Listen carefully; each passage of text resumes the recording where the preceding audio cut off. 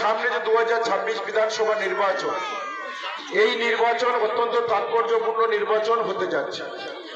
কারণ এবারের নির্বাচন গোটা ভারতবর্ষের আমাদের এই বাংলার দিকে তাকিয়ে আছে।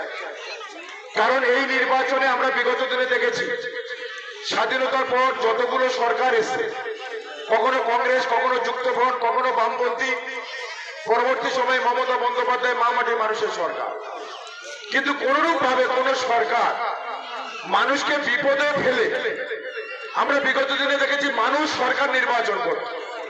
আর সেই সরকার নির্বাচিত হওয়ার পর তার প্রথম কাজ হচ্ছে মানুষের জন্য কাজ করা। মানুষ কিসে ভালো থাকবে, রাস্তাঘাট করা, পানীয় জলের ব্যবস্থা করা, শিক্ষার উন্নতি করা, স্বাস্থ্যের উন্নতি করা। কিন্তু এই প্রথম দেখলাম যে যেহেতু ভারতীয় জনতা পার্টির নেতৃত্বে গোটা বাংলা জুড়ে তারা যখন বাংলা দখলের চেষ্টা করেছিল, সেই জায়গা থেকে যখন বাংলা দখল করতে পারেনি, তখন তারা নতুন করে এসআইআর এর নাম করে মানুষকে একটা বিভ্রান্ত করার পরিকল্পনা করছে। আমরা এসআইআর এর বিষয়টা আমি একটু বলে নিই। কারণ এখানে যারা আমরা ভোটার আছি, যারা বিগত দিন থেকে পঞ্চায়েত সমিতি, জেলা পরিষদ, বিভিন্ন নির্বাচনে আমরা অংশগ্রহণ করেছি, আমরা ভোট দিয়েছি। ভারতীয় জনতা পার্টির নেতারা বারে বারে বলে বাংলায় 1 কোটি রোহিঙ্গা আছে, 1 কোটি বাংলাদেশি আছে।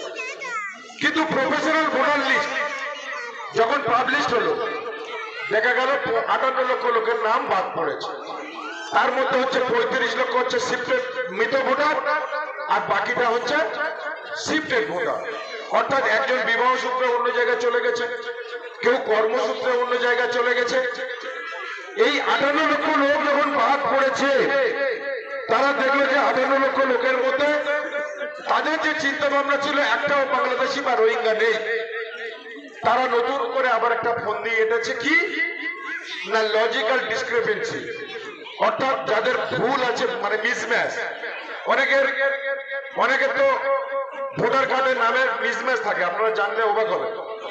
বিশেষ করে আমার মায়েদেরকে এটা বলবো, কারণ আমার মায়েরা যখন বিবাহের আগে বাপের বাড়ি থাকে, তখন বাপের বাড়ি তারা একটা টাইটেলে থাকে, মন্ডল, হালদার, যে কোনো টাইটেল।